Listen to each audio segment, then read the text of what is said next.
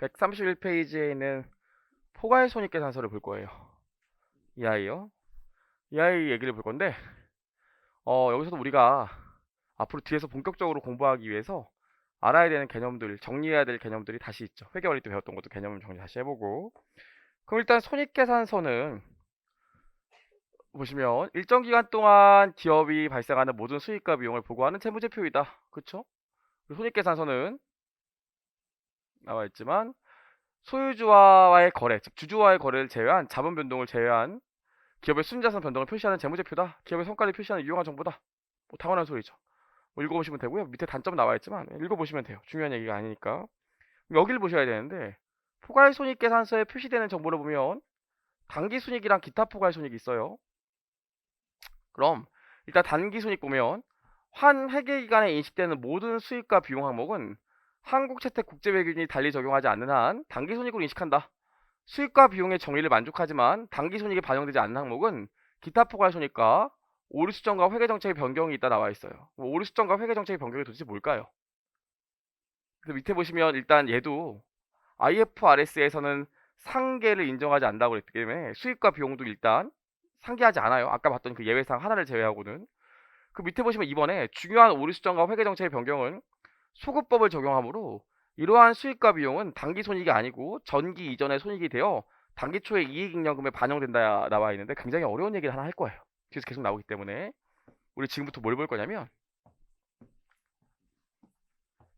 이 전진법이랑 손익계산서를 배우기 전에 뒤에서 계속 나오는 개념이니까 좀 미리 얘기할게요. 전진법이랑 소급법이 있어요. 우리 요거 살짝 얘기할 거거든요. 살짝. 원래 이 내용은 우리 어디서 배울 거냐면 중급회계 2에서 맨 마지막 현금흐름표 전에 회계변경 및 오류수정이라는 단원이 있어요. 거기서 배울 거지만 하도 중간중간에 요 문구가 나오기 때문에 좀 얘기를 해보려고 해요. 그래서 우리가 이번 시간에는 전진법이랑 소급법이 뭔지 요걸 잠깐만 볼 거예요. 우리 나중에 배우겠지만 뭐가 있냐면 이 회계 변경과 오류수정이라는 걸 배울 거거든요. 그럼 여기 보면 회계 변경은 또 뭐가 있냐면 두 가지가 있어요. 회계 추정의 변경과 회계 정책의 변경이 있어요. 그래서 우리가 나중에 중급회계 2에서 뒷부분에서 이런 것들을 배울 거라고요. 이 세 가지를. 근데 요 세 가지를 배울 건데 일단 오류 수정은 뭐냐면 회사가 회계 처리를 잘못했다는 거예요. 발생 주기에 따라 회계 처리를 해야 되는데 현금 기준에 따라 회계 처리를 했던지 회계 처리를 누락했던지 이런 것들을 수정하는 걸 오류 수정이라고 그래요. 회계가 잘못한 회계 처리. 예를 들어서 회사가 갭에 따라서 회계 처리하지 않은 걸 갭에 따른 회계 처리로 바꿔주는 걸 회계 변경 및 오류 수정이라고 합니다. 요걸 할 거예요, 요걸. 요걸 나중에 배울 거예요, 나중에. 그러니까 보통 회계사들이 가면 기말에 수정 분계를 끊어주는데 가장 대표적인 게 얘라고요. 회계 처리 잘못한 거나 빼먹은 거 있으면 해준다고요, 우리가. 이건 언제 해야겠어, 그럼? 결산 과정에서 하는 회계 처리겠죠. 결산은 수정 분계 과정에서 하는 회계 처리겠죠. 그럼 요건 뭐냐면 회계 추정치를 바꾼다는 거예요. 우리 유형자산, 우리 회계 원리에서 그래도 유형자산을 기억 나실 테니까 유형자산 보면 감가상각에 감가상각 방법, 내용연수, 감가상각 대상금액 중에 잔존가치 있는데 이거 세 개는 다 어떻게 하는 거예요? 다 우리가 추정했죠. 5년 동안 쓸 것 같아. 3년 동안 쓸 것 같아. 100만 원 주고 샀지만 나중에 팔면 20만 원 받을 것 같아. 미래 경제적 효익을 초반에 많이 쓰고 나중에 적게 쓸 것 같아. 소비할 것 같아. 미래 경제적 효익을 동일하게 소비할 것 같아. 다 추정치를 썼잖아요. 그럼 원래 내가 이 해당되는 유형자산을 취득해서 감가상각을 5년 할 것 같았는데 1년 지났더니 5년이 아니라 3년만 써야 될 것 같다는 거예요. 그럼 내가 회계 추정치를 바꾼 거 아니겠어요? 이런 것들을 추정의 변경이라고 그래요. 그래서 추정의 변경은 추정치를 변경한 거거든요. 추정치 변경. 가장 대표적인 게 감가상각과 관련된 사항들을 수정한다고요. 가장 대표적이에요. 그래서 나중에 중급회계 이 뒷부분에서 배울 때도 회계 추정의 변경으로 주로 문제가 나오는 게 유형자산 감가상각비로 문제가 많이 나와요. 어렵지 않죠? 추정치 바꾼다고요. 3년 쓸 줄 알았는데 5전으로 바꾸던지 내다 팔면 100원 받을 줄 알았더니 200원 받던지 정액법으로 매년 미래 경제적 효익을 균등하게 소비할 줄 알았더니 초반에 미래 경제적 효익을 많이 소비하고 나중에 좁게 소비해서 그냥 정률법을 써야 된다든지 괜찮죠? 이런 걸 추정의 변경이라고 해요. 오케이. 정책의 변경은 뭘까요? 이것도 우리가 회계원리 수준에서 이미 배웠어요. 우리 재고자산 보면 원가의 배분이 가장 중요하다고 했죠. 판매 가능 재고자산을 팔려서 비용 처리되는 매출 원가와 안 팔려서 남아있는 기말 재고자산, 즉 원가의 배분을 하는 게 가장 중요하다고 했는데, 원가의 배분은 수량의 배분과 가격의 배분이 있다고 그랬죠. 수량은 계속기록법이랑 실질재고조사법 쓰는 거고, 문제가 되는 게 뭐였습니까? Q였잖아요. Q. P였잖아요. P. 가격의 배분. 실제로 가격을 따라갈 수가 없다고 그랬잖아요. 그래서 일정 부분 가정을 쓰게 되죠. 개별법이나 선입선출법이나 후입선출법이나 평균법 같은 가정을 쓴다고 했잖아요. 얘를 원가의 흐름의 가정이라고 한다고 했었죠. 따라오시죠? 그럼 내가 원가 흐름의 가정을 선입선출법에서 후입선출법으로 바꾼대. 아니, 선입선출법에서 평균법으로 바꾼대. 이런 게 뭐예요? 이런 걸 정책의 변경이라고 해요. 별게 아니라고요. 내가 선입선출법에 쓰다가 바로 만약에 보세요. 그럼 정책의 변경 같은 경우에 선입선출법 쓰다가 만약에 후입선출법 바뀌었대. 이거 정책의 변경을 볼까요? 안 될까요? 뒤에서 배울 건데. 선입선출법에서 호입선출법으로 바꿨대. 요거 정책의 변경일까 아닐까? 요건 정책의 변경이 아니에요. 왜냐면 정책의 변경이라는 건 기본적으로 IFRS에서 인정하는 회계 정책에서 IFRS에서 인정하는 회계 정책으로 바뀌는 게 정책의 변경인데, 뒤에서 배우겠고 회계 원리 때도 배웠지만 IFRS에서 후입선출법을 인정하지 않잖아요. 선입선출법에서 후입선출법 바꾸는 건 정책의 변경이 아니라 그냥 오류예요.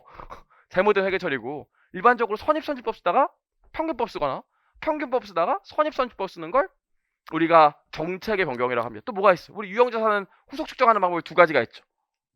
원가 모형 쓰거나 재평가 모형 쓰잖아요. 원가 모형 쓰다가 재평가 모형을 바꾸는 거, 재평가 모형 쓰다가 원가 모형을 바꾸는 거, 이런 것도 다 회계 정책의 변경이라고요.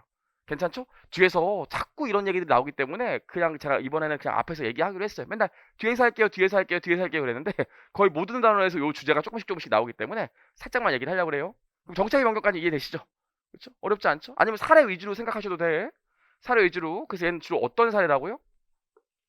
선입선출법에서 평균법으로 바뀌거나, 나는 유형자산 원가 모형 썼었는데 재평가 모형 쓰거나, 이런 것들이 다 정책의 변경에 해당합니다.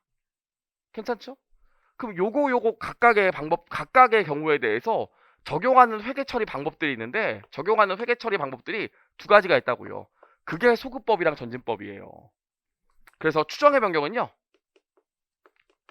전진법을 쓰고요, 정책의 변경이랑 오류 수정은요, 둘 다 소급법을 써요.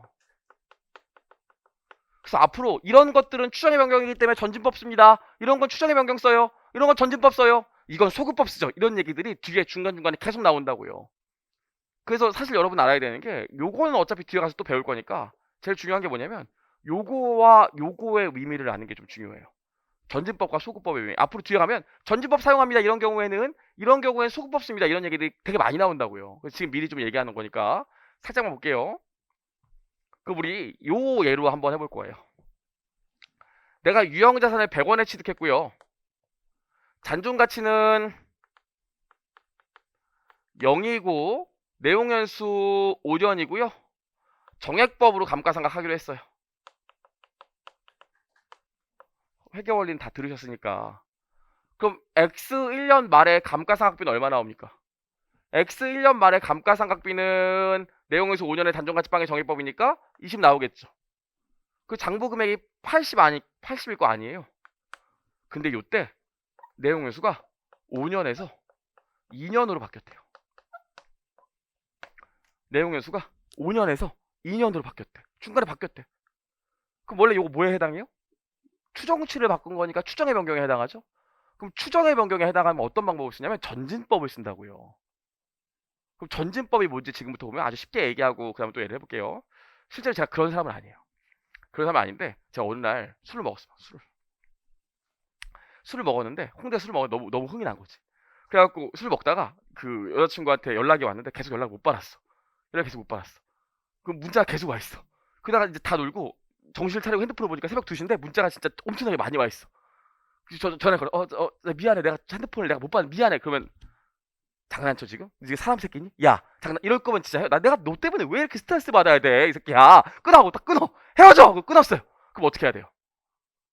화는 많이 났지만 지금 새벽 2시인데 집에 찾아갈 수는 없잖아요. 일단 집에 가서 자야죠. 자고 아침에 의관을 정지하고 일어나서 의관을 정지하고 빨리 여자친구 앞에 가야겠죠. 제 집 앞에 가서 여자친구 문자 보내. 자기야 집 앞이야. 한 번만 기회를 준다면 내가 해명할 수 있는 그 기회를 주겠냐면서 계속 막 얘기를 하겠죠. 그럼 계속 하면 와이프래 여자친구가 그렇게 화가 많이 안 났으면 그 앞에 와 있다 그러면 와이프도 또 여자친구 준비하고 나온다고요. 저희 와이프 그랬어요. 준비 나온다고. 그럼 나와서 뭐라고 그랬어요?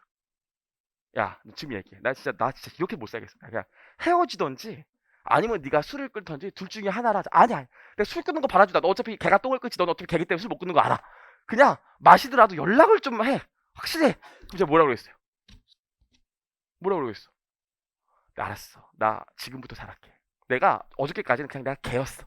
내가 지금부터는 정말 너한테 약속한 대로 술 먹으면 항상 연락하고 머셔도 10시를 넘지 않을게. 약속 이렇게 얘기하겠죠. 요게 전진법이에요.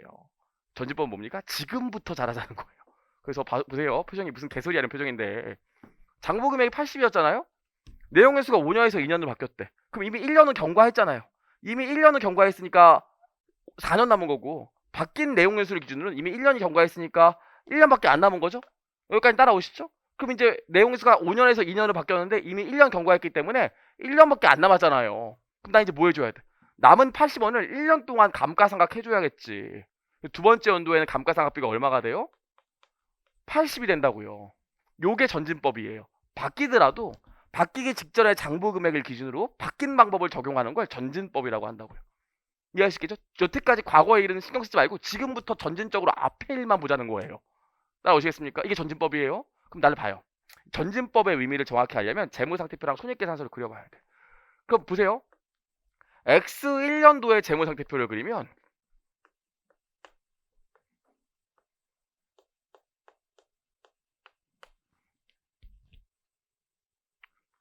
그럼 말이 그렇다는 거지. 제가 뭐 술 먹고 늦게 오는 사람도 아니고 당연히 그 술 먹고 늦게 오고 그런 것 때문에 사랑하는 사람 괴롭히고 그러면 안 되겠죠. 하는 얘기예요. 불편해하시면 안 돼요. X1년만 이렇게 공시가 되겠죠? 그쵸? 그리고 X1년도의 손익계산서는 어떻게 공시가 되겠어요? 굉장히 중요한 얘기입니다. X1년도의 손익계산서에는 감가상각비가 얼마로 공시가 돼요? 20으로 공시가 될 거예요. 당연히 이렇게 공시가 되겠죠. 드디어 이제 X2년이 된다고. 그럼 두 번째 되면 재무상태표를 보면 X2년은 어떻게 되겠어요? X2년 말의 재무상태표를 보면 기계장치 100원, 감가상각 누객 얼마? 올해 마저 80을 감가상각하기 때문에 감가상각 누객 100원이 와서 장부상 금액이 0이 되겠죠. 아예 안 뜨거나. 괜찮죠 여기까지? 그리고 IS 어떻게 돼요? X2년도에 손익계산서 보면 감가상각비가 X2년도에 80이 뜰 거라고요. 요게 어떤 의미가 있을까요? 요게 어떤 의미가? 우리 앞에서 봤지만 재무제표는 비교식으로 공시하기 때문에 X2년도가 되면 요것도 공시하지만 비교식으로 얘도 같이 공시한다고요. 따라오시겠어요? 그럼 정보 이용자가 무슨 생각이 들겠죠? 이거 왜 이러지? 내가 알기로 이 회사의 유형자산은 기계장치 꼴랑 딱 하나 있는 걸로 알고 있는데 분명히 작년도 재무제표 봤을 때는 5년 동안 쓴다고 그랬는데 올해 왜 기계장치가 다 없어졌지? 그리고 감가상각비가 왜 이렇게 확 늘었지? 아, 이상하다. 분명히 재무제표를 기계장치를 5년 동안 쓴다고 그랬는데 올해 왜 이렇게 바뀌었지? 뭐가 떨어지겠어요? 비교 가능성이 떨어지겠죠. 전년도에는 5년 동안 감가상각했는데 또 동일한 자산에서 올해는 나머지 1년 동안 감가상각하기 때문에 전진법을 적용하게 되면 기간별 재무제표에 비교 가능성이 떨어질 거라고요. 그쵸? 여기까지 어렵지 않죠? 비교 가능성이 떨어질 거라고요. 전진법의 가장 큰 단점이 뭐냐면 갑자기 동일한 자산과 부채에 대해서 다른 방법을 적용하게 되기 때문에 재무제표의 비교 가능성이 기간별 비교 가능성이 떨어진다고요. 감가상각 확 늘었잖아요. 추가로 기량치 더 산 것도 아닌데. 이해하시겠죠? 이게 전진법이에요. 저도 알아요. 소급법은 정책의 변경이랑 오류 수정에만 적용이 가능하기 때문에 내용 연수가 바뀐 걸로 정책의 변경, 소급법을 적용할 수는 없어요. 하지만 그냥 요 사례를 내용 연수가 바뀌었을 때 소급법을 적용하는 걸로 한번 해볼게요. 소급법은 뭐냐면 이겁니다. 사실 그 술 먹고 그런 거 중에 제가 제가 그런 게 아니고 제 옛날에 어떤 일이 있었냐면 옛날에 잠깐 이게 공부할 때 잠깐 만나던 분이 있었는데 토요일에 이제 제가 공부하고 들어가는데 자기 홍대에 간다는 거예요. 친구 만나러. 오늘 클럽 갈 거야 그러더라고요. 그래서 농담인 줄 알았어. 근데 진짜 클럽 갔더라고요. 전화가 아침까지 안 되더라고.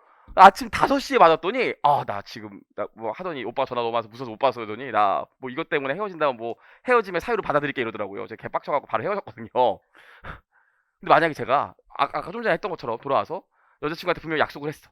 어렸을 때 약속을 했어. 근데 지금부터 진짜 술 마셔도 10시 전에 끝나고 절대 연락 안 하는 일 없을게. 그러더니 그 다음 주에 또 한번 술을 마셨는데 진짜 저 그런 사람 아니에요. 저 술 먹으면 자요.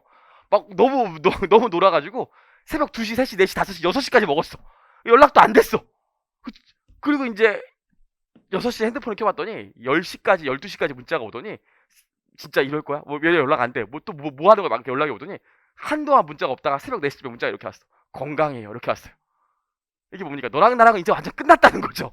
이렇게 문자가 왔어요. 그럼 어떻게 해야 돼? 상황이 너무 위중하기 때문에 6시잖아. 바로 가야 된다고요. 가서 나 지금 집 앞이야. 한 번만 더 기회를 줘. 그러면 진짜 화나면 아예 안 만나잖아요. 그러니까 아예 안 나오잖아요. 그럼 어떻게 해야 돼? 포기하지 말고 상황이 위중하기 때문에 만약에 집 앞에서 한 3시간 기다렸다고 칩시다. 그럼 3시간 기다렸더니 여자친구가 만약에 나왔어. 착한 분이라 그래도 심성이 고운 분이 나왔어.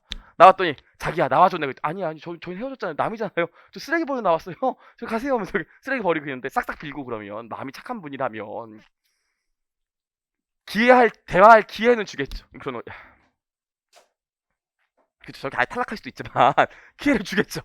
그 기회를 주면 자기야 그 여자친구가 자기야 나 진짜 이렇게는 못 살아. 내가 왜 좋으려고 하는 연애인데 너 때문에 이렇게 마음에 그 아픔이 있어야 돼. 그냥 헤어져. 내가 볼 때 너는 개야. 그냥 헤어져 이런다고요. 그럼 뭐라고 해야 돼?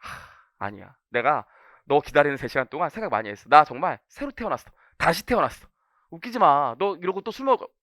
다시 태어났어. 난 처음부터 술을 아예 체질적으로 못 먹는 사람으로 다시 태어났다니까? 나는 아예 술을 못 먹는 사람으로 다시 태어났어. 나 술 먹으면 얼굴 빨개져. 이게 소구법이에요. 소구법이 뭐냐면 처음부터 원래 바뀐 방법으로 회계 처리를 했어야 된다고. 이게 소구법이에요. 표정이 이 새끼 뭔 소리야 이렇게 했는데 자 보세요. 그럼 볼게요. 원래 나는 100원의 기량치를 취득했고요. 내용에서 5년 잔존가치 빠으니까 감가상각비가 20이었죠. 장부 금액이 80이야. 근데 요때 내용회수가 5년에서 2년으로 바뀌었잖아요. 만약에 요때 소급법을 적용하면 안 되지만 소급법을 적용한다고 하면 소급법은 뭐냐면 처음부터 내용회수가 2년이었던 거예요. 처음부터 내용회수가 2년이었던 것이기 때문에 처음부터 감가상각비를 전년도에 20이 아니라 내용회수 2년으로 해서 50 잡은 걸로 본다고요. 그래서 지금 변경되는 시점의 장부 금액이 80이 아니라 50으로 변경된 걸로 봐요. 이해하시겠어요? 이렇게 하고 나서 그 다음 연도 감가상각비도 50을 기준으로 내용연수가 계속 2년이니까 그 다음 연도에도 감가상각비가 50으로 잡는 게 이게 소급법이에요. 어렵지 않죠? 소급법은 처음부터 내가 원래 변경된 방법으로 회계 처리를 계속 해왔다고 가정한다고요. 이게 소급법. 그럼 문제가 뭡니까? 나 봐요. 회사는 X1년도에 회계 처리 어떻게 했겠어 원래? X1년도에. 회사는 원래 X1년도에 감가상각비 20원, 감가상각 누계액 20원으로 회계 처리를 했겠죠. 그쵸? 원래 이렇게 했을 거라고요. 그래서 X1년도의 재무제표를 보면 조금 어려운 내용이니까 갑시다. 이게 다예요. X1년 말의 재무상태표와 X1년도의 손익계산서를 그려볼게요. 그럼 어떻게 해줘야 돼? 아직 안 바뀌었으니까 기계장치 100, 감가상각 누계액 20해서 장부금액 80으로 공시가 됐을 거고 손익계산서에도 감가상각비 20으로 공시가 됐겠죠. 이렇게 됐을 거라고요. 하지만 X2년 초에 뭐가 바뀌었어? 내용회수가 5년에서 2년으로 바뀌었고 전진법이 아니라 소급법을 쓰면 뭐가 된다고요? 그 순간 이 기계장치의 장부금액이 더 이상 80이 아니라 50이 돼야 돼요. 80이 아니라 50이 돼야 된다고요. 그럼 추가로 뭘 해주면 돼? 자 집중. 어려운 내용이 쉽지 않아요. 중급회계 2에서 보는 내용인데 지금 미리 좀 해보는 거 여러분 잘 따라오니까. 그럼 X2년 초에 회계처를 어떻게 해줘야 돼? 감가상각 누계액이 30 더 있었던 걸로 회계처를 한다고요. 지금이라도. 이해하시겠죠? 소급법의 논리는 뭐라고? 처음부터 내용원수가 2년이었기 때문에 감가상각비도 전년도에 50 잡았어야 돼요. 그럼 전년도에 감가상각비가 20이 아니라 50이 잡혔어야 된다고. 그럼 이거만큼 어디에 영향을 미칠까요? 비용이 20이 아니라 50이 된대. 그럼 단기손익이 30 줄 거 아닙니까? 단기손익 30 주는 것만큼 어디로 갈까? 어디로 가요? 단기손익 30 주는 것만큼 어디로 가요? 이익잉여금으로 가잖아요. 단기손익 항목들은 기말에 집합손익을 타고 장부 마감으로 이익잉여금으로 가잖아요. 그럼 원래 전년도에 감가상각비가 20이 아니라 50이었다면 여기 재무상태표에 이익잉여금이 감가상각비 때문에 마이너스 20이 있었을 텐데 만약에 감가상각비가 50 됐으면 이익잉여금이 20이 아니라 50 됐어야 될 거 아닙니까? 따라오시죠? 그래서 여기 뭘 써주냐면 이익잉여금 자본 항목을 30 줄여준다고요. 이렇게 회계 처리하면 어떻게 돼? 이렇게 회계 처리하는 순간 X 1년 말 재무상태표에 있는 항목들이 어떻게 바뀌어요? 요게 50으로 바뀌어서 장부 금액이 50으로 바뀌지. 그쵸? 그래서 이익잉여금도 20이 아니라 50으로 바뀌게 된다고요. 이렇게 딱 만들어주면 전년도부터 감가상각비를 50 한 거랑 효과가 똑같아진다고요. 요런 걸 소급법이라고 해요. 좀 어렵죠? 그쵸? 지금 절반만 이해하시면 돼. 처음부터 고쳐주는 게 소급법이다. 여기까지 생각하시면 돼. 자, 여기까지 하고 나서 봐요. 아직 안 끝났어. 여기까지 하고 나서 X 2년 말에 마저 뭐 해주시면 돼요. X 2년 말에 마저 감가상각비 50, 감가상각 누객 50 잡아주면 되겠죠. 자, 그럼 놀라운 일이 벌어지지. X 2년 말에 재무상태표 그려봅시다. X 2년 말에 재무상태표를 그려보면 기계장치 100에 감가상각 누객 100 와서 장부금액은 10 될 거고, 손익계산서 보면 손익계산서의 X 2년 말에 감가상각비가 50으로 잡힐 거라고요. 더 재밌는 거 얘기해 줄까요? 재무제표는 항상 비교식으로 공시되잖아? 그럼 X 2년도에도 올해 X 2년 재무제표만 공시하는 게 아니라 X 1년도 비교식으로 같이 공시할 거 아닙니까? 비교와 공시된 X 1년도 재무제표 어떻게 바뀔까? X 1년도에 원래 분명히 기계장치 100, 감가상각 누계액 20, 장부금액 80, 감가상각비 20인데 기초 요회계 처리했죠. 비교 공시할 때 재무상태표가 어떻게 돼? X 1년 말도 기장치 100, 감가상각 누계액, 장부금액 50으로 공시가 되고, 손익계산서도 비교식으로 공시하는 X 1년도 손익계산서가 감가상각비가 20이 아니라 50으로 공시된다고요. 좀 어려운 얘기죠. 이게 소급법이에요. 그럼 어떻게 돼? 소급법의 가장 큰 단점은 뭘까? 가장 큰 장점은 뭡니까? 전진법 비교해서 X 2년도의 재무제표를 보면 둘 다 X 1년도에도 감가상각 50, X 2년도에도 감가상각 50 한 것처럼 장부에 나오기 때문에 기간 간 비교 가능성은 올라가겠지. 그래서 소급법을 쓰게 되면 당연히 비교 가능성은 올라가요. 근데 치명적인 문제가 있어. 치명적인 문제가 뭘까요? 치명적인 문제가 뭐예요? 치명적인 문제가 뭡니까? 분명히 X1년도 공시할 때는 X1년도 감가상각비가 20이고 장부금액이 80이었다고요. 난 봤어, 전년도에. 근데 X2년도 재무제표를 봤더니 비교식으로 공시되는 X1년도의 재무제표를 봤더니 감가상각비 50, X1년께. X1년도 말의 기간 장부금액이 50 이렇게 돼 있다고요. 분명히 내가 전년도에 봤을 때 20, 80이었는데 이해할 수 있겠죠? 그럼 무슨 생각이 들어? 이 재무제표 왜 이러지? 분명히 내가 작년에 봤을 때는 분명히 20, 50이었, 25, 20, 80이었는데 왜 50, 50으로 바뀌었지? 얘네 재무제표는 막 바뀌네? 믿을 수가 없구만. 신뢰성이 떨어지겠죠. 이런 단점이 있어요. 이해하시겠습니까? 무슨 얘기인지? 이런 걸 소급법이라고 그러고 이런 걸 전진법이라고 한다고. 요거에 대한 구체적인 계산은 우리가 나중에 중급회계 2에서 더 자세히 배울 거예요.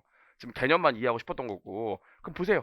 우리 IFRS가 2011년도에 적용된다고 그랬죠. IFRS에 2011년도에 적용되면 결국 IFRS라는 거 자체가 회계 정책이라고요. 회계 정책이 다 바뀐 거 아니야. 그럼 뭐 써야 돼요? 전진법이 아니라 소급법 써야 된다고 했잖아요. 그래서 제가 왜 2021년에 IFRS 도입됐을 때 중간한다고 그랬어요. 소급법을 써야 되기 때문에 2011년도 IFRS 쓰고 2010년도에 일반 기업 회계 기준 썼던 것도 처음부터 소급법을 쓰면 IFRS 썼던 거로 봐야 되기 때문에 이것도 IFRS로 다시 만들어줘야 된다고요. 소급법을 적용해야 되기 때문에. 아시겠어요? 그러니까 겁나 힘든 거예요. 이해할 수 있겠죠? 이게 소급법입니다. 이게 소급법이에요. 그래서 이것만 기억하시면 돼. 소급법은 뭡니까? 처음부터 바뀐 방법으로 회계 처리하는 걸 가정하기 때문에 숫자들 막 고쳐준다고요. 숫자들을 고쳐다 보니까 전년도에 감가상각비 20이 아니라 50으로 고쳐줘야 돼. 그럼 올해 말에 올해 초에 회계 처리할 때 전년도 감가상각비를 올해 감가상각비로 또 추가로 잡아 넣을 수가 없잖아요. 그러니까 이게 20이 아니라 50이었으면 이만큼 이익잉여금에 영향을 미쳤을 테니까 소급법을 쓰는 애들은 어디에 반영을 해줘? 손익계산서상 수익과 비용에 반영해 주는 게 아니라 이익잉여금에 다 반영해 준다고요. 그래서 앞으로 보면 전진법 적용하는 항목이기 때문에 당기손익에 반영한다 이런 얘기 많이 나올 거고, 소급법 적용하기 때문에 당기손익이 아니라 이익잉여금에 반영한다 이런 얘기들 많이 나올 거라고요. 그 얘기가 다 여기서 파생되는 거예요. 사실 제가 이번에는 여러분들이 컨디션이 좋아서 이 얘기를 앞에서 했지 웬간하면 잘 안 하고 뒤에서 소급법 전진법 얘기 나오면 나중에 할 거니까 그냥 넘어가라 그러거든요. 여러분 이번에 잘 따라왔기 때문에 한번 얘기를 했는데 당연히 좀 어려운 얘기예요. 당연히 이거 사실 쉽게 지금 이해하기 좀 쉽지 않다고요. 나중에 다 배우고 나서 나중에 중급회계 2 마지막 단원 쓰면서 또 할 거니까 너무 걱정하지 말고 일단 지금은 전진법은 지금부터 잘하기 때문에 단기 손익에 반영하는 거고 소급법은 처음부터 다 바꿔주기 때문에 기초의 이익잉여금이 수정된다. 여기까지만 기억하시면 돼요. 단기 손익에 반영하는 게 아니라 얘는 이익잉여금을 수정한다고요. 소급법을 적용하는 경우에 따라오시겠어요? 그럼 여러분 소급법을 이해했는지 보자. 회사가 회계 처리 잘못한 것 오류 수정이기 때문에 이거 소급법 쓴다고 그랬죠. 여러분 회계사가 됐어. 어떤 회사 회계 감사를 나갔어. 갔더니 이 자식이 여태까지 회계 처리 잘못했었어. 그럼 제일 먼저 물어보는 게 뭔지 아세요? 이 회사가 회계 처리 잘못했다는 걸 찾아냈어. 그럼 담당자 불러서 요거 잘못하셨네요. 그러면은 아 맞네요. 이럴 거라고요. 그 다음에 두 번째로 꼭 물어보는 게 뭔지 알아요? 되게 중요한 얘기예요. 두 번째로 꼭 물어보는 게 뭘까요? 이 회사가 회계 처리 잘못한 걸 알아냈어. 그럼 담당자 불러서 무조건 처음에 물어보는 게 있어요. 언제부터 이렇게 했죠? 물어봐야 된다고요. 왜 언제부터 이렇게 했죠? 이걸 왜 물어볼까요? 의사야? 언제부터 아팠지? 이거 물어보는 거 똑같다고요. 언제부터 이렇게 했죠? 이거 물어본다고. 왜 그래? 잘못한 그때부터 돌아가서 소급법으로 다 고쳐줘야 된다고요. 아시겠어요? 근데 한 10년 됐죠? 이러면 진짜 때려버리고 싶다고요. 아 작년부터 이랬으면 다행이다 이렇게 하는 건데 한 10년 전부터 그랬죠? 그러면 이거 돌아버린다고. 다 고쳐줘야 되기 때문에. 아시겠어요? 좋아요. 여기까지. 지금 제가 얘기했던 농담을 이해하셨다면 소급법의 논리가 뭔지 이해하신 겁니다. 좋아요. 여기까지. 그럼 돌아와서 보시면 봐봐요. 잠깐 돌아와서 보면은 우리가 수익과 비용의 정의가 뭐예요? 수익의 정의만 물어봅시다. 수익의 정의가 뭡니까? 그렇죠. 주주와의 거래를 제외한 순자산 증가를 수익이라고 하죠. 그럼 주주와의 거래를 제외한 순자산은 수익이라고 하는데 수익은 무조건 단기손익만 얘기하나? 아니에요? 모두 얘기해요. 기타 포괄손익도 얘기하죠. 그래서 우리 앞에서 배웠지만 기타 포괄손익도 수익의 정의 중에 하나였잖아요. 더하고 그거 말고도 수익의 정의를 충족하는 게 하나 더 있을까 없을까? 있잖아요 이거. 이것만큼 순자산을 증가시키거나 감소시킨다고요. 그래서 주주와의 거래를 제외하고 순자산을 증가시키거나 감소시키는 항목이 단기손익만 있는 것도 아니고 기타 포괄손익만 있는 것도 아니고 소급 적용하게 되면 그만큼 이익잉여금이 늘어나기 때문에 요것도 정의상은 수익과 비용이 맞다고요. 이해하시겠어요? 읽어봅시다.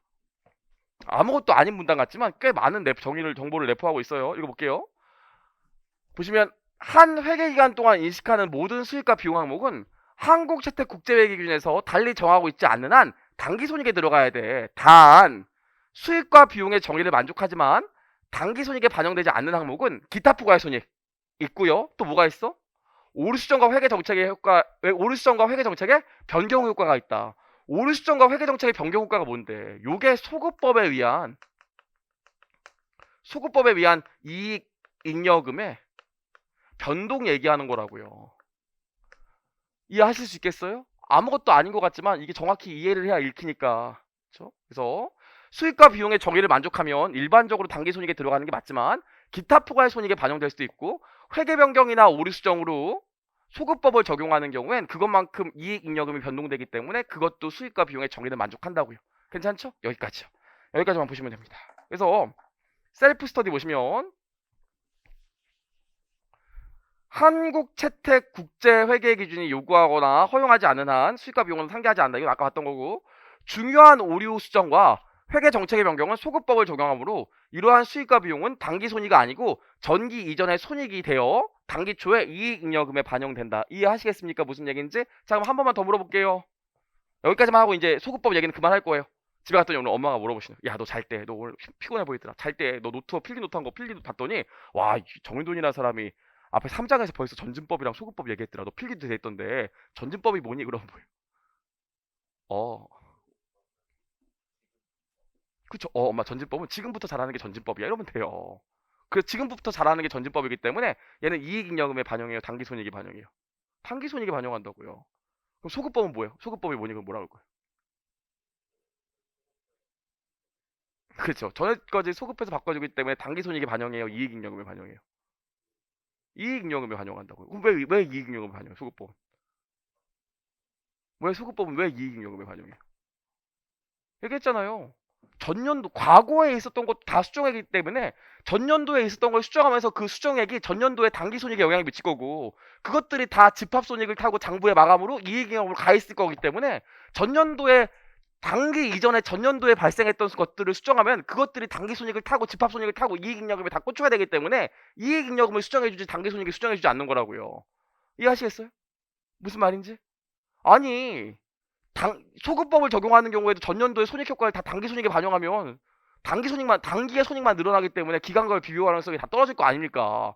전년도 걸 고쳐주긴 고쳐주지만 이걸 올해 당기손익에 반영하는 게 아니라 어차피 전년도의 당기손익이 기말의 장부 마감으로 집합손익을 타고 이익잉여금을 갈 거기 때문에 이익잉여금만 수정해줘도 효과는 똑같다고요. 따라오시겠지? 다만 손익계산서에서 비교할 때는 이렇게 공시하고 이해하시겠어요? 무슨 얘기인지? 근데 요건 좀 심도 있는 얘기니까 나중에 중국팩의 2 우리가 진짜 너무 지겨워질 때쯤 그때쯤 할 거니까 지금 요 정도 들으시고 나중에 또 들으시면 돼요. 괜찮죠? 뭐만 기억하면 돼? 전진법은 지금부터 자라나기 때문에 당기손익에 반영하고 소급법은 옛날 걸 수정하기 때문에 이익잉여금에 반영한다. 여기까지만 기억하시면 돼요. 괜찮죠? 오케이. 좋아요. 여기까지 봤습니다. 그럼 우리 131페이지 보시면 미실현 손익이 나와요. 미실현 손익, 기타 포괄 손익이 나오는데 보시면 기타 포괄 손익 한국시태국제회 기준은 요구하거나 허용하면 단기 손익으로 인식하지 않은 수익과 비용 항목으로 모두 장기성 미실현 보유이익의 성격의 개정이다 나와 있죠. 말이 긴데 기타 포괄 손익은 뭐라고요? 미실현 손익, 주머니에 돈이 들어오지 않은 거. 단기 손익은 뭐라고요? 실현 손익이기 때문에 주머니에 돈이 들어왔거나 조만간 들어올 것들을 단기 손익에 반영한다고 했었죠. 넘겨보시면 여러 가지 얘기가 그 에디셔널 코멘트 나와 있는데 결국 에디셔널 코멘트를 보시면 조금 정리를 하겠지만 결국 에디셔널 코멘트를 보시면 나와 있는 얘기가 뭐냐면 지우고 또 쭉 정리를 해보죠. 우리 이제 기타 포괄 손익에 대한 내용을 다시 한번 정리해 볼 거예요. 회계 원리 때도 했던 걸 다시 한번 정리해 볼 겁니다.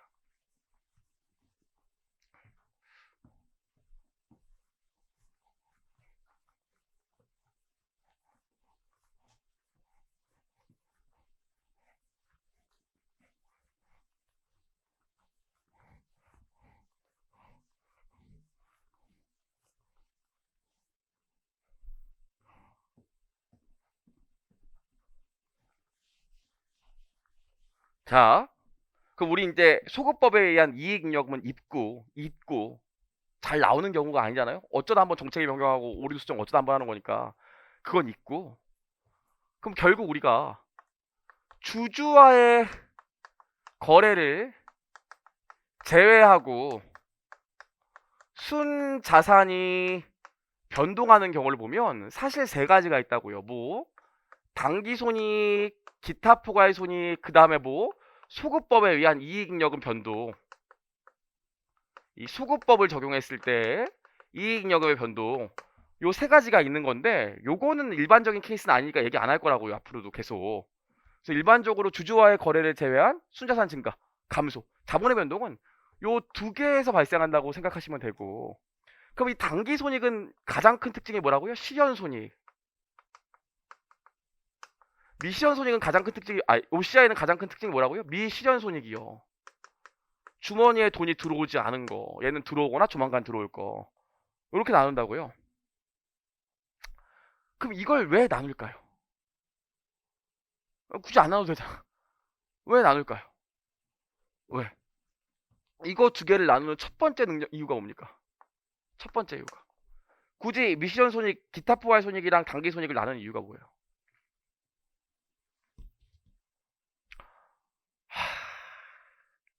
제가 이번 달에 집값이 5천만 원 올랐다고 칠게요. 저 집 없어요? 5천만 원 올랐다고 칠게요. 5천만 원 올라서 기분이 매우 좋아. 근데 제가 이번 달에 5천만 원 벌었어요. 집값 오른 거 말고 강의에서 5천만 원 벌었어요. 이건 진짜입니다. 자, 그럼 둘 중에 어떤 게 저를 더 크게 기쁘게 할까요? 어떤 걸 더 크게 기쁘게 할까요? 뭐라고요? 강의료를 받은 게 더 기쁘겠죠. 왜 그럴까요? 우리 와이프도 그걸 더 기뻐할 거예요. 왜? 집은 안 판다니까요. 한 채밖에 없어요. 안 판다니까. 하지만 강의료로 들어온 건 실제로 제 통장에 지금 꽂혀 있다고요. 그렇죠? 그럼 이걸 구분하는 이유가 뭐냐면 결국 미래 기업의 현금 유입에 대한 예측 가능성이 어떤 게 더 높아요? 실현 손익이 훨씬 높잖아요. 그쵸? 단기 손익은 주머니에 돈이 들어왔기 때문에 이제 미래 기업의 현금 흐름에 대한 예측 가능성을 얘기할 때 훨씬 더 연관성이 높지만 얘는 기분 좋은 건 알고 집값 좋은 건 알겠지만 당장 우리 주머니에 돈이 들어오는 게 아니라고요. 그쵸? 두 개 성격이 완전 달라요. 하나 더 또 보겠지만 실제로 두 번째로 경영자의 성과평가요. 성과평가. 여보, 걸어다니는 중소기업이랑 사는 기분이 어때? 이번 달에 우리 집값 2억이나 올랐던데. 그 와이프가 뭐라고 했어? 그게 네 덕이냐? 네 덕이야? 임자씨가? 그러겠죠. 근데 제가 여보, 나 이번 달에 강의료로 1억 벌었어. 걸어다니는 중소기업이랑 사는 기분이 어때? 그럼 와이프 뭐라고 했어요? 그것도 뭐 자기 제 덕이라고는 얘기 안 할 것 같긴 한데 오 그래 잘했네. 어이구 훌륭하다 이러겠죠. 고생했네 이러겠죠. 마찬가지예요. 경영자의 성과평가도 얘는 주로 집값 오르거나 주식값 오르거나 한 거기 때문에 경영자의 경영 성과랑은 사실 연관이 별로 없다고요. 이거 갖고 경영자의 성과를 평가하면 안 돼. 실제로 경영자가 경영을 잘해서 번 돈은 주로 다 여기 꽂힌다고요. 그래서 경영자의 경영 성과 하기 위해서도 이거 훨씬 낫다고요. 기타 포괄손익이 집값 오른 거기 때문에 사실 경영자 능력이랑 서로 상관이 없다고요. 선생님 그 땅 집값 오르는데 땅 사는 것도 능력인데 그러면 더 이상 할 얘기가 없어요. 따라오시겠죠? 그래서 요거 두 개의 성격이 차이가 나기 때문에 구분을 한다고요. 더 결정적으로는 나는 이유가 뭡니까? 실현손익은 이익 잉여금에 들어가서 주주에게 배당을 주는 배당의 재원이 되지만 실제로 기타 포괄손익은 기타 포괄손익 누계액이라는 재무상태표 항목에 들어가기 때문에 얘는 배당을 못 준다고요. 집값 올라서 기분 좋지만 엄마한테 용돈 달라고 그러면 대출 받아서 줘야 된다고요. 돈 없는데. 하지만 강의료로 돈 받은 건 진짜 통장에 돈이 있기 때문에 엄마 용돈 줘도 돼. 그러니까 분리해 놔야 될 거 아닙니까? 그래서 실제로 손익계산서 같은 경우에도 실현손익인 당기손익을 기말에 집합손익을 타고 이익잉여금으로 가서 주주한테 배당을 줄 수 있고요. 미실현손익은 이런 성격 때문에 손익계산서에 이익잉여금으로 못 들어가고 기타 포괄손익 누계액에 들어가는 게 아니라 이런 성격 때문에 주주한테 이거 있다고 줄 돈이 있는 게 아니기 때문에 기타 포괄손익 누계액에 들어가게 했다고요. 그래야 주주한테 돈을 안 준다고요. 아이 집값 오른 거 갖고 돈 달라고 그러시면 어떡해요 진짜 팔지도 않았는데. 이해하시겠어요? 무슨 얘기인지 이렇게 구분이 됩니다. 두 개요. 여기까지 봤어요. 그럼 여기까지 봤어요. 그럼 돌아와서 우리 조금만 더 정리를 해보면 이렇게 구분을 했는데 그럼 결국 요 당기손익과 기타 포괄손익을 더한 걸 우리가 뭐라고 그래요? 당기손익과 기타 포괄손익 더한 걸 우리가 뭐라고 그래요? 요걸 뭐라고 그래요? 요걸 총포괄손익이라고 그러죠? 총포괄이익, 총포괄손익이요. 그쵸? 그럼 결국 총포괄손익이 의미하는 게 뭡니까? 저번에도 얘기했지만 총포괄이익이 진짜 의미하는 게 뭐예요? 내가 진짜 번 돈과 집값 오른 게 합쳐져서 내가 자산이 증가한 거 아니겠어요? 그래서 얘를 뭐라고 그랬어요 우리? 주주와의 거래를 제외하고 자본이 변동한 부분을 총포괄이익이라고 한다고 그랬죠. 굉장히 중요한 얘기라고요. 주주와의 거래를 제외한 자본 변동액을 단기의 자본 변동액을 총포괄 손익이라고 한다고요. 심심하니까 우리 회계 처리 몇 개만 좀 해볼게요. 다 아는 얘기겠지만 아직도 할 얘기가 많아요. 자 봐요. 이미 회계 관리 때도 한번 얘기한 거지만 그냥 정리를 해보자고요. 자 우리 요 회사 보시면 아무것도 없었고요. X1년도에 이런 기중에 이런 거래가 있었어요. 내가 용역을 제공해서 현금 100원 받았대요. 그럼 어떻게 하겠어요? 현금 100원 들어가고요. 매출 100원 들어간다고 할게요. 그쵸? 아무것도 없었는데 여기까지요. X1년 초에 회사가 설립됐어요. 그래서 지금 처음으로 돈이 들어온 거야. 여기까지 하고 나서 요 돈으로 내가 집을 샀대요. 그래서 현금 100원 나가면서 토지가 100원 됐대요. 여기까지 괜찮죠? 그리고 나서 X1년 말 됐더니 땅값이 50원 올랐대요. 그럼 어떻게 하면 돼요? 토지 50원 잡고 우리가 그래도 회계원리에서 유형자산 배웠으니까 재평가 잉여금으로 50 왔대요. 자 요렇게만 있다고 칩시다. 거래가 요거밖에 없었어요. 요거밖에. 그럼 나랑 좀 그려봅시다. 재무상태표를 보면 X1년 초에 아무것도 없었죠? 설립했다고 했으니까. 그럼 X1년 말에 재무상태표는 어떻게 되겠어요?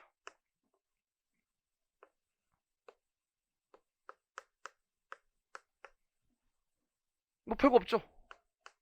토지가 150 있을 거 아닙니까? 다른 건 아무것도 없잖아요. 현금은 다 지워졌으니까 토지가 150 있겠죠?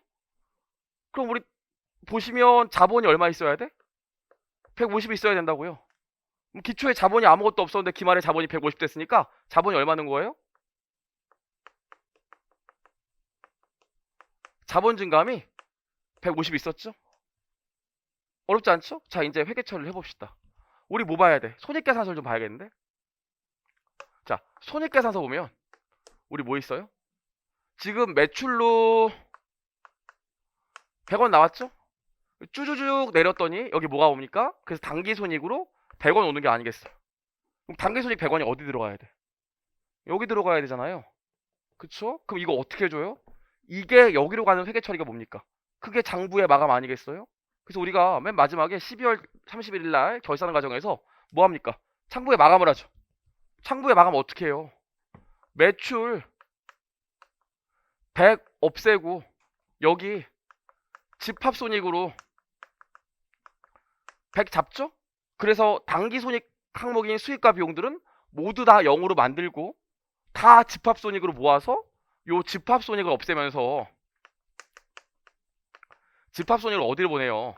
이익, 잉여금으로 보내는 회계 처리를 하잖아요. 그렇죠? 이것도 없어지고 이것도 없어지고 끝나고 요 회계 처리를 하는 순간 요 금액이 여기로 들어가서 자본 내에 이익, 잉여금으로 100 오는 거 아니겠습니까? 여기까지 따라오시죠? 어렵지 않죠? 자, 타임. 얘는 그럼 어떻게 표기해야 돼요? 회계 어릴 때 했던 얘기 복습하는 거예요. 요건 어떻게 해야 되냐고요. 요건 어떻게 해야 되냐고요. 요건. 얘는 미션 손익이잖아요? 기타 포괄 손익? 자, 물어보죠. 기타 포괄 손익은 지금 정의상 수익과 비용을 맞다고 그랬잖아요. 그쵸? 순자산을 증가시키거나 감소시키는 주주와의 거래를 제외한 항목이기 때문에 기타 포괄 손익 중에 하나의 재평가 인여업도 수익과 비용의 정의는 만족해요. 그래서 손익계산서에 기재하는 거라고. 다만 얘는 요 재평가 인여금 자체가 BS 계정이에요, IS 계정이에요. 이게 어떤 학원은 IS 계정이라고 하고 또 어떤 학원은 BS 계정이라고 하는데 이 미국 회계 기준으로는 이게 IS 계정이라고 보는데 이 기타 포괄 손익을 정확히 정복하려면 BS 계정이라고 보는 게 맞아요. 돌아와서 보자면 얘는 IS 계정이야, BS 계정이야. 이 기타 포괄 손익 자체가 IS 계정이에요, BS 계정이에요. IS 계정이에요, BS 계정이에요. 그쵸, BS 계정이죠. IS 계정이라고 손익계산서상 당기손익 계정이라고 생각하시면 안 돼. 왜냐면 얘는 이미 이만큼 돈이 들어왔기 때문에 실현이 됐으니까 다음 연도부터 0으로 시작하는 게 맞죠. 그래서 다 장부의 마감으로 지워준다고요. 이미 돈이 들어와서 실현됐기 때문에. 하지만 얘는 토지 안 팔았어. 아직 미실현되어 있는데 미실현된 거에 대해서 이거를 기말에 집합손익 타고 없앨 수 있어요, 없어요? 없애면 안 된다고요. 계속 남겨둬야 된다고요. 남겨두려면 어디 가야 돼? BS에 들어가 있어야 될 거 아닙니까? 그래서 기본적으로 이 기타 포괄손익 누계액은 BS 항목이라고 생각하는 게 좋다고 그랬잖아요. 그렇죠? 정의상 수익과 비용은 맞지만 미시현 손익이기 때문에 얘를 계속 남겨놔야 돼. 계속 얘기하는 거잖아요. 아니 내가 전년도에 집값으로 2억 벌고 올해 3억 벌었으면 총 5억 번 건데 아직 팔진 않았으면 5억 집값 오른 건데 아야 3억만 오른 거야. 전년도에 2억 오른 건 장부 마감으로 다 지웠어. 이러면 그게 또라이라고요. 5억 오른 거잖아요. 계속 장부에 남아 있어야 된다고. 근데 이걸 손익계산서상 당기손익 항목으로 보면 장부에 남겨둘 수가 없잖아요. 장부에 마감을 해야 되니까. 그래서 우리는 이 기타 포괄 손익을 재무상태표 항목으로 보고 요게 바로 그냥 여기 재평가 잉여금으로 50 들어간다고 생각하시면 돼요. 이해하시겠어요? 손익계산서는 실현손익인 당기손익은 손익계산서 들어갔다 장부의 마감으로 여기로 가지만 얘는 처음부터 이거 기재하는 순간 여기 간다고 생각하셔야 돼. 괜찮죠? 무슨 말인지? 여기까지 하고 나서 얘는 근데 정의상 수익과 비용은 맞다며. 정의상 수익과 비용은 맞기 때문에 손익계산서에는 기재해줘야 된다고요. 손익계산서에 들어가는 기타 포괄 손익은 제가 어떤 개념이라고 그랬어요? 이거 자체가 BS 항목으로 생각한다면 이거 자체의 변동액이 손익계산서에 기재된다고 생각하면 좋다고 그랬죠. 그렇죠? 그럼 기말의 재무상태표에 기타 포괄 손익이 50 있었고 기초에 아무것도 없었으니까 올해 손익계산서에 들어가는 OCI 변동액은 얼마예요? 미실현 손익의 변동액은 얼마? 50. 그래서 미실현 손익도 50 늘었다 이렇게 생각하셔야지. 여기서 이거 채우는 장부 마감 분계를 하는 책도 있어요. 그렇게 하면 못해요. 미국 회계 기준이 그렇게 하면 못한다고요. 그래서 막 저기 다른 책 같은 디스하는 거 아니에요? 저도 그분 존경해요. 다른 책 같은 경우 여기 AOCI라고 기재하는 분들이 Accumulated OCI에서 AOCI라고 기재하는 것도 있는데 그렇게 하면 계속 못해 계속. 뭐만 기억하시면 돼요? 당기 손익은 실현 손익이기 때문에 바로 손익계산서에 가지만 기타 포괄 손익은 미실현 손익이기 때문에 회계 처리하는 순간 재무상태표에 꽂히고 개념상 수익과 비용이기 때문에 그 재무상태표의 올해 변동액을 손익계산서에 기재한다고 생각하셔야지 문제를 빨리 풀 수 있고 정확히 이해할 수 있다고요. 이해하시겠어요? 엄마 나 집 5억 주고 샀는데 작년도에 2억 오르고 3억 올라가고 5억 올랐어. 아직 팔진 않았지. 야 그럼 너 올해까지 총 5억 오른 거야? 전년도에 2억 올랐고? 와 그럼 올해 3억 추가로 더 오른 거네? 그렇지. 이 얘기라고요. 하지만 수익과 비용은 당기손익은 어떻게?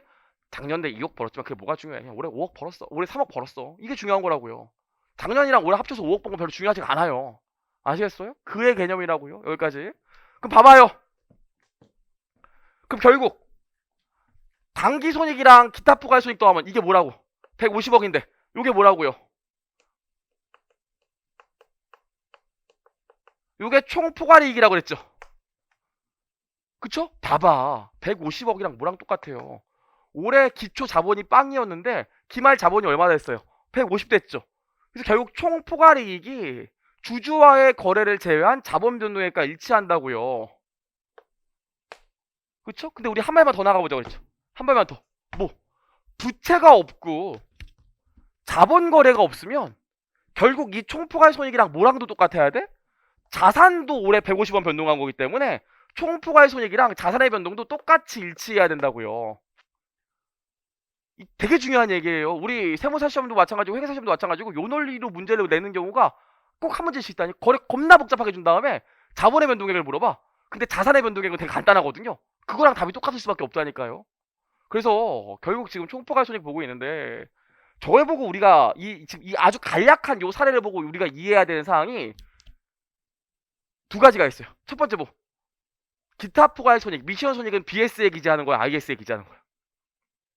BS에 기재한다고요. 미실현 손익이기 때문에 계속 남겨둬야 된다고. 아직 실현이 안 됐기 때문에. 그래서 첫 번째로 아셔야 되는 게 이 기타 포괄 손익의 정의를 모르기 때문에 자꾸 회계가 어려워지는데 기타 포괄 손익은 미실현 손익이기 때문에 당기 손익과 다르게 정의상 회계 처리하자마자 BS에 꽂힌다는 생각을 하셔야 돼요. BS 항목이라고. BS 항목. 따라오시겠어요? BS 항목이라고요. BS 항목이기 때문에 봐봐. X2년 중에 집값이 X2년 말이라고 합시다. X2년 말에 집값이 20 떨어졌대. 집값이 20 떨어졌대. 어떻게 회계 처리해? 집값이 20 떨어지면 토지 20 기재하고 여기 뭐라고 기재해요? 토지 평가 손실로 기재하는 게 아니라 BS에 있는 재평가 잉여금을 20 깐다고요. 왜 그래? BS 항목이기 때문에 그래요. 만약에 이게 IS 항목이었으면 여기 떨어질 때 재평가 잉여금을 까주는 게 아니라 재평가 손실이라는 계정을 써주셔야 된다고요. 아시겠어요? 우리 제가 회계원리 찍은 거 보셨는지 모르겠네요. 금융자산 보면 FVPL이랑 FVOC가 있는데 제가 이거 지분상품 설명했거든요. FVPL이라는 금융자산은 평가이익과 평가손실 단기손익이 반영하기 때문에 전년도에 평가이익 나오고 올해 평가손실 나올 것 같으면 그냥 바로 평가손실 써주면 돼. 어차피 실현손익이기 때문에. 하지만 FVOCI라는 금융자산이 있는데 전년도에 평가이익 나오면 얘는 이걸 미실현손익으로 되기 때문에 그 다음 연도에 평가손실 나올 것 같으면 바로 평가손실 쓰는 게 아니라 평가이익을 까주고 나머지만 평가손실 써줘야 된다고요. 양심상 나는 아직 네가 찍은 회계원리 보지도 않았다. 아니 클릭도 안 했다. 보셔야 돼요. 그쵸? 보셔야 돼. 돌아와서 굉장히 중요한 개념이라고요. 지금 제가 얘기했던 이 개념 있잖아요. 나중에 2차 유예생들한테 회계 처리하는 거 문제 내잖아.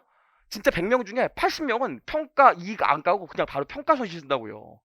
그거 틀렸다고 막 이게 왜일까? 이게 중요한 걸까? 막 이런 생각 한다고요. 중요하다고요. 이 모든 거의 시작이 뭐라고? 기타 포괄 손익은 미시현 손익이기 때문에 BS 계정이다라는 생각을 하셔야 그 다음부터 논리적으로 이해가 된다고요. 따라오시겠어요? 첫 번째는 뭐? 기타 포괄 손익은 기본적으로 미시현 손익이기 때문에 BS 항목이다. 하지만 정의상은 수익과 비용에 맞기 때문에 기타 포괄 손익에 뭘 기재한다고요? 아, 손익계산서에 뭘 기재한다고?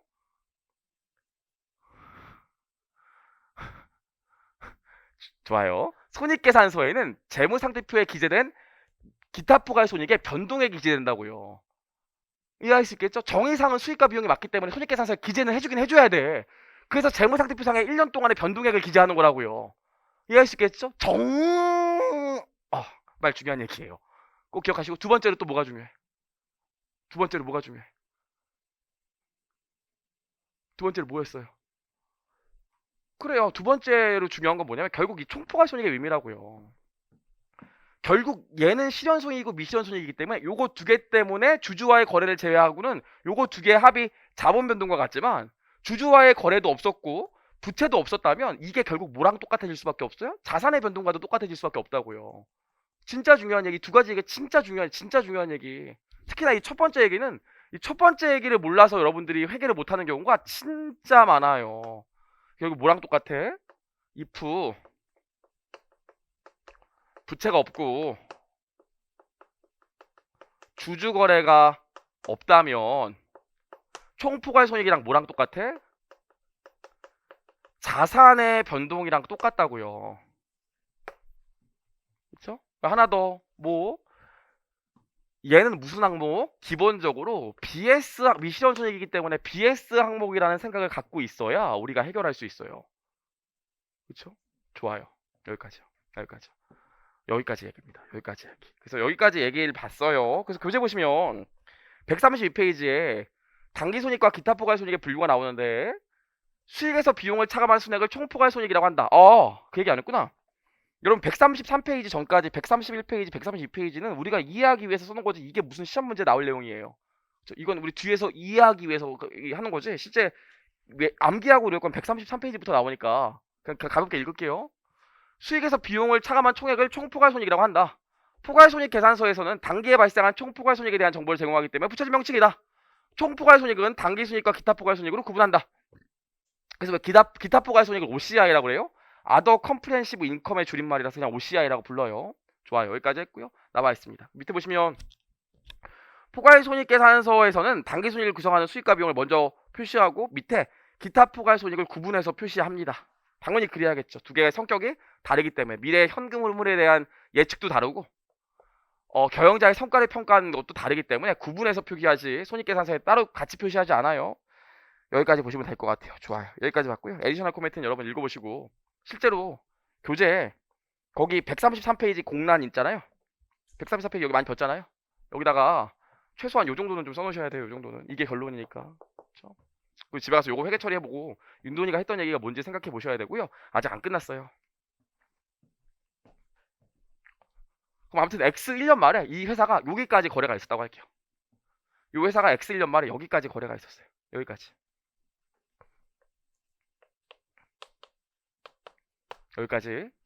여기까지 거래가 있었고 X 2년 기중에는 아무런 거래가 없었대. 그리고 X 2년 말 됐더니 요 토지를 내가 180원에 처분했대요. 내가 요 토지를 180원에 처분했대. 그럼 잠깐 보시면 100원에 취득했는데 토지가 X 1년도에 토지가 150원까지 올라가서 기타 포괄 손익으로 150 잡아놨었고요. 요걸 그 다음 연도 말에 180원에 처분했대요. 지금 이런 경우입니다. 우리가 유형자산을 회계원에서 이 정도 배웠으니까. 그렇죠? 그럼 이거 회계 처리 어떻게 합니까? 처분할 때.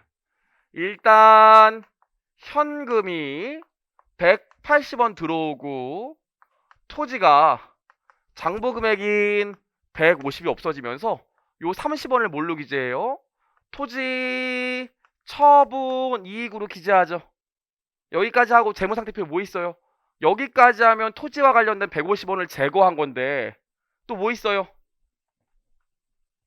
재평가 잉여금 있잖아요. 토지와 관련된 거. 이것도 이제 삭제해서 재평가 잉여금 50 없애면서 요거를 처분 이익으로 50 돌려준다고 하면 요 행위를 우리가 뭐라고 그랬나요? 요거 회계 원리 때 얘기했었는데 요 행위를 뭐라고 그랬나요? 기타 포괄 손익이고 요건 단기 손익이니까 요 행위를 우리가 뭐라고 그랬어요? 그 유명한 재분류 주종이라고 그랬죠. 그래서 미실현 손익을 실현 손익으로 바꿔주는 행위를 재분류 주종이라고 그래요. 재분류 주종. 이걸 재분류 주종이라고 합니다. 이제 다음 시간에 배우겠지만 기본적으로 우리 IFRS에서는 여러 가지 이유로 재분류 주종을 허용하지 않아요. 정말 다양한 이유로 재분류 주종을 허용하지 않거든요. 실제로 중급 회계 수준에서 재분류 주종을 허용하는 건 이제 딱 하나밖에 안 남았어요. 나중에 배우겠지만. 그래서 이 재분류 주종을 얘가 허용 안 한다고요. 얘 같은 경우에도. 이걸 안 해줘. 이런 게 재분류 주종이에요. 나 몇 가지만 볼게요. 재분류 주종. 만약에 재분류 주종을 했다고 칩시다. 이걸 허용 안 하는데 이걸 했다고 쳐. 그럼 손익계산서도 보죠. 자, 봐요. 나 봐요. 손익계산서를 보면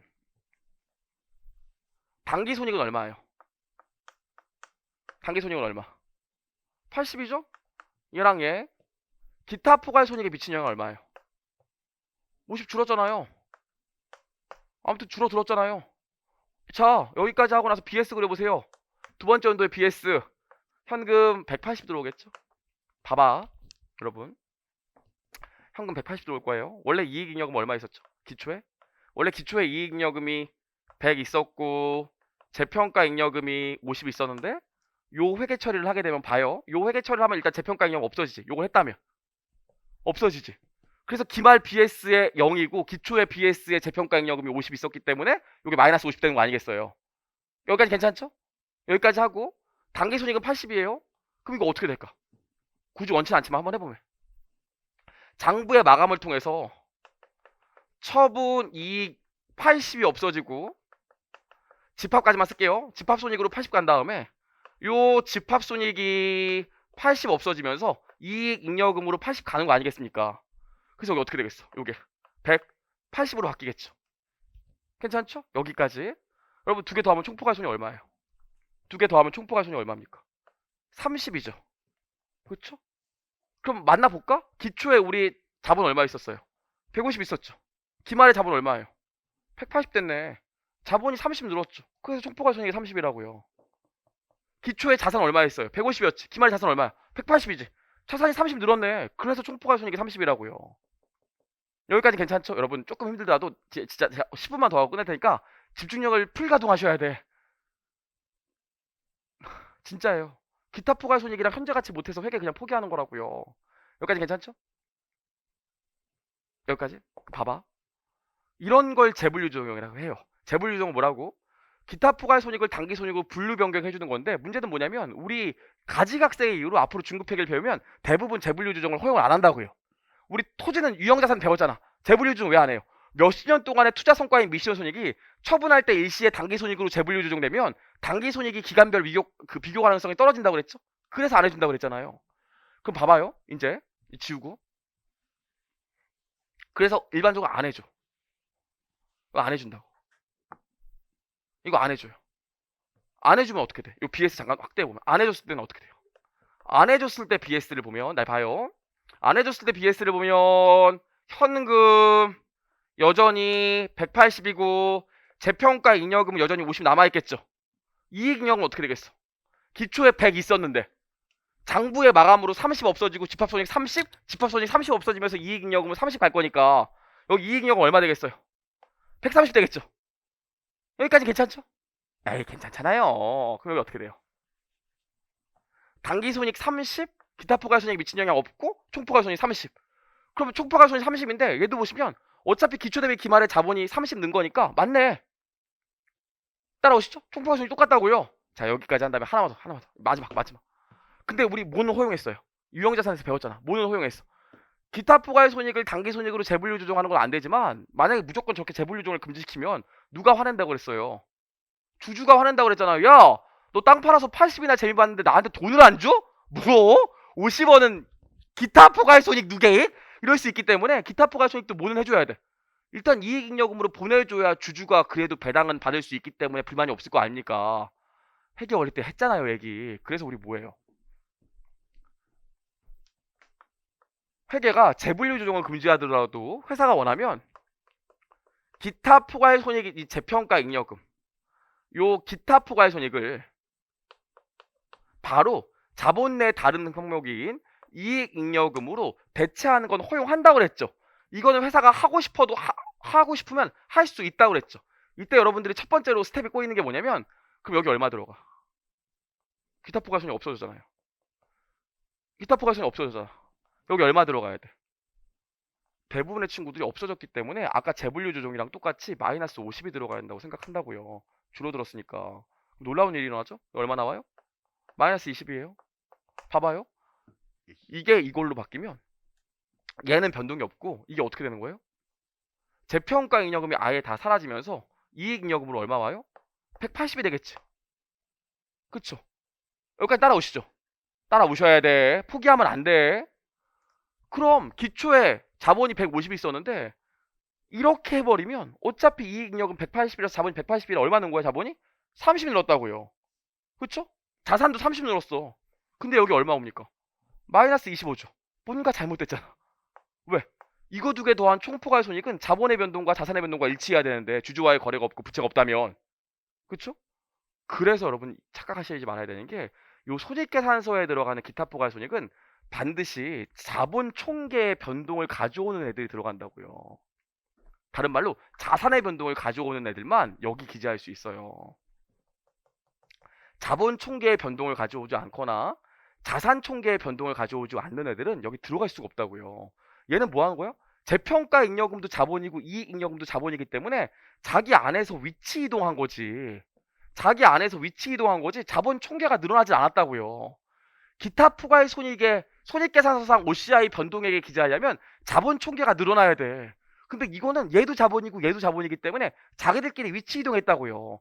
아까 재분류 조정은 들어갔지. 왜 들어갔어? 재분류 조정하면 이게 없어지면서 단기손익 갔기 때문에 일단 단기손익 간 만큼 자본이 증가한다고요. 아까 재분류 조정 아까 재분류 조정 할 때 어떻게 했어요? 재평가 잉여금이 50 처분이익으로 50 갔으니까 일단 단기손익이 80 됐다가 여기 마이너스 50에서 30 되는 거 아닙니까? 일단 이거 단기손익 기재하면 이거만큼 이게 증가하기 때문에 얘를 줄여주는 게 맞지만 이 회계 처리는 단기손익 증가시키는 것도 없었고 그냥 자본 내에서 자기들끼리 위치 이동한 거라고요. 그런 것들은 절대로 여기 기재할 수 없어요. 여기 기재를 안 해줘야 이게 30이 나오기 때문에 아까 얘기했던 총포괄손익의 정의랑 정확히 일치하게 된다고요. 이해하시겠습니까? 그래서 기타 포괄손익은 하나 더 기억해야 되는 게 뭡니까?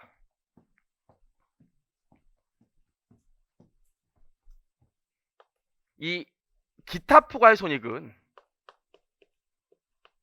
자본 총계, 즉 자본의 총합의 변동을 수반하는 변동액만 손익계산서에 기재한다고요. 이해하시겠습니까? 자본 총계의 변동을 자본의 총합의 변동을 가져오는 기타 포괄손익의 변동만 손익계산서 여기에 기재할 수 있는 거지.